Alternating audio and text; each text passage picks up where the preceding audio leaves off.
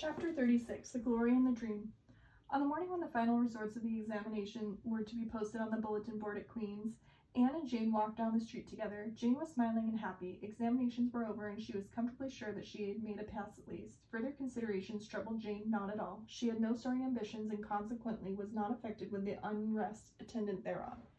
For we pay a price for everything we get to take or get in this world, and although ambitions are well worth having, they are not to be so cheaply won, but exact their duties of work and self-denial, anxiety and discouragement.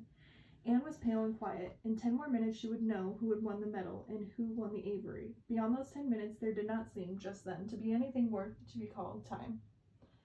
Of course she'll win one of them anyhow, said Jane, who couldn't understand how the faculty could be so unfair as to order it otherwise. I have no hope of the Avery, said Anne. Everybody says Emily Clay will win it, and I am not going to march up to that bulletin board and look at it before everybody. I haven't the moral courage. I'm going straight to the girls' dressing room. You must read the announcements and then come and tell me, Jane. And I implore you, in the name of our friendship, to do it as quickly as possible. If I have failed, just say so, without trying to break it gently. And whatever you do, don't sympathize with me. Promise me this, Jane. Jane promised solemnly, but, as it happened, there was no necessity for such a promise. When they went up to the entrance steps of Queen's, they found the hall full of boys, who were carrying Gilbert Blythe around on their shoulders and yelling at the tops of their voices, "Hurrah for Blythe, medalist!" For a moment, Anne felt one sickening pang of defeat and disappointment. So she had failed Gilbert, and Gilbert had won.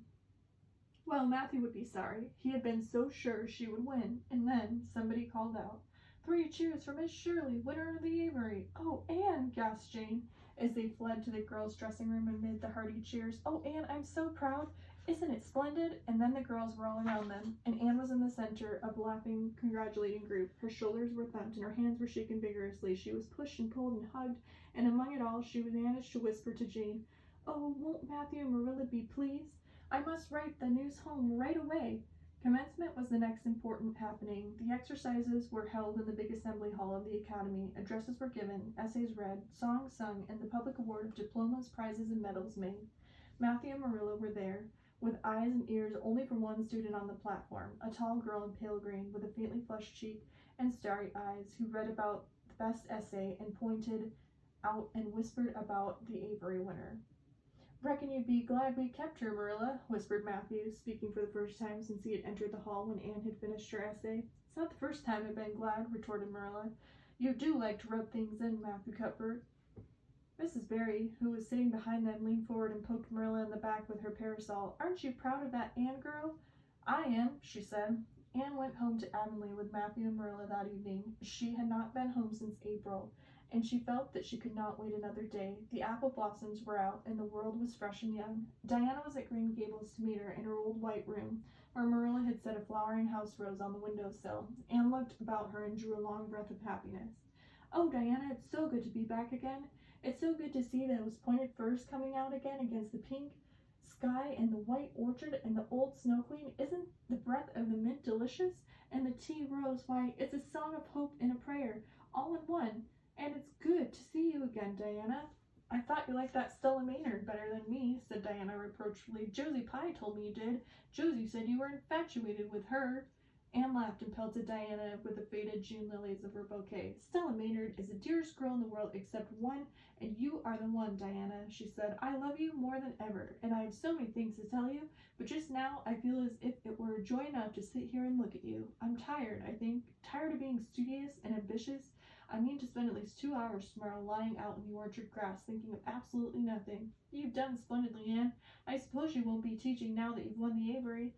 "No, I'm going to Redmond in September. Doesn't it seem wonderful? I'll have a brand new stock of ambition laid in by that time after 3 glorious golden months of vacation. Jane and Ruby are going to teach. Isn't it splendid? To think we all got through, even Moody Spurgeon and Josie Pye." "The Newbridge trustees have offered Jane their school already," said Diane. "Gilbert Blythe is going to teach too.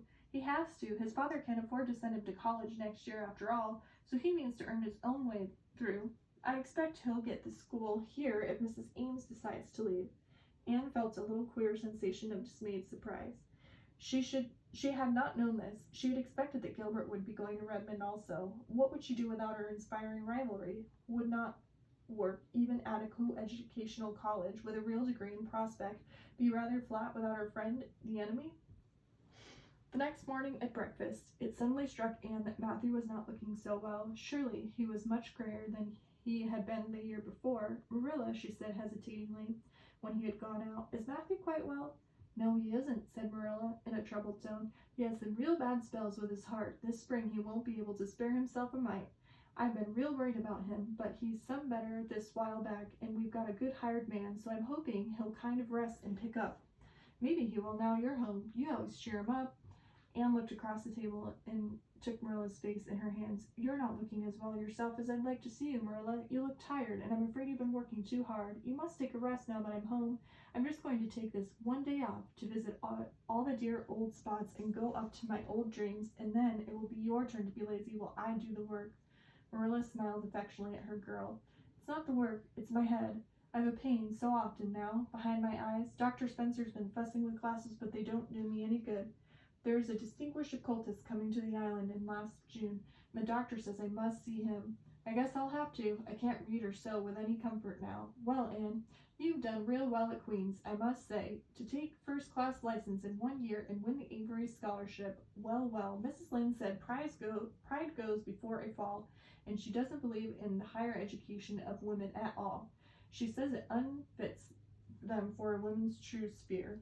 I don't believe a word of it. Speaking of Rachel, reminds me, did you hear anything about Abby Bank lately, Anne? I heard it was shaky, answered Anne. Why? That is what Rachel said. She was up here one day last week and said there was some talk about it. Matthew felt real worried. All I have saved is in that bank, every penny. I wanted Matthew to put his savings in the bank. At first place, but Mr. Abbey was a great friend of his father's and he'd always banked with him.